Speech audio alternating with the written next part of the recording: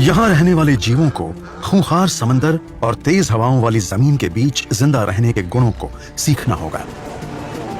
और कुछ तो यहाँ सिर्फ जिंदा नहीं रहते बल्कि फलते फूलते हैं। केप्ड फर सील्स के लिए नामीबिया का समुद्र तट जिंदा रहने के लिए एक अनुकूल जगह है।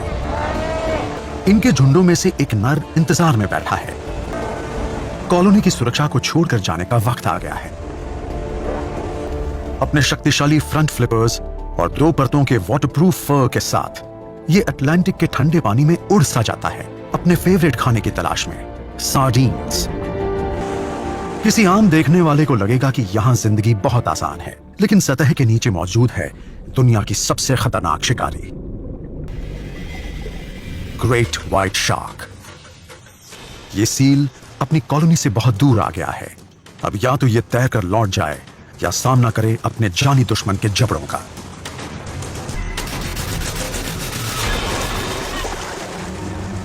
एक शार्क के आगे इसकी कोई औकात नहीं।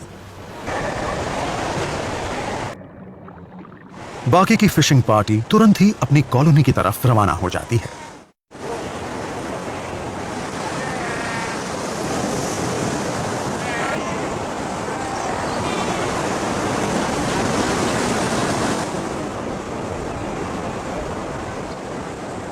अडल्ट सील्स अब किनारे पर सेफ हैं, लेकिन यहां इनके दिमाग में सिर्फ शार्क्स ही नहीं घूम रही हैं।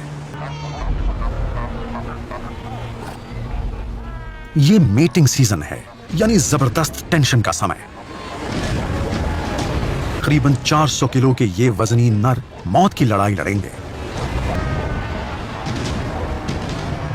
टेस्टोस्टेरोन से भरपूर ये एक संगीन मामला है। और इनाम 66 मादाओं का एक हरम। नर अब 6 हफ्तों तक बिना कुछ खाए जमीन पर ही रहेंगे ताकि अपने हरम की रक्षा कर सकें।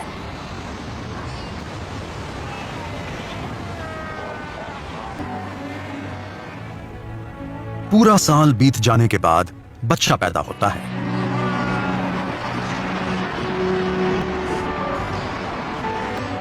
खुली आंखों के साथ पैदा हुए इस सील के बच्चे का अपनी मां के साथ रिश्ता तुरंत ही जुड़ जाता है। ये बच्चे बिना ब्लबर के पैदा होते हैं, इसलिए इन्हें अपनी मां के फैटी दूध को पीकर ही अपनी ताकत बढ़ानी होती है। 3 दिन बाद ही मां को फिर खुले समंदर में खाने की तलाश में निकलना पड़ता है। शार्क के खौफ को भूलकर इसे खाना होगा ताकि बच्चों को दूध पिला सके। ये शायद अब 1 हफ्ते तक नहीं लौटेगी। खुशकिस्मती से यहां मदद मौजूद है। इन बच्चों के पास एक नैनी है जो इन पर नजर रखेगी।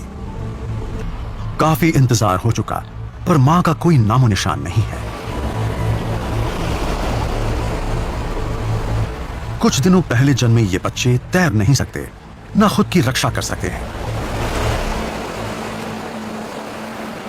अगर इसकी मां जल्द नहीं लौटी तो ये भूख से मर सकता है।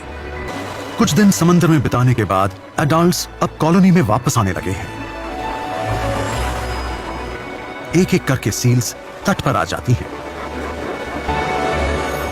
सील्स में सूंघने की जबरदस्त शक्ति होती है और ये भारी भीड़ में भी अपने बच्चे को पहचान लेती हैं। फिलहाल यहां शांति बनी हुई है, लेकिन जैसे ही टाइड बदलती है और सूरज डूबता है, ये सील्स भी एक नए दिन की चुनौतियों का सामना करने के लिए खुद को तैयार करने लगती हैं।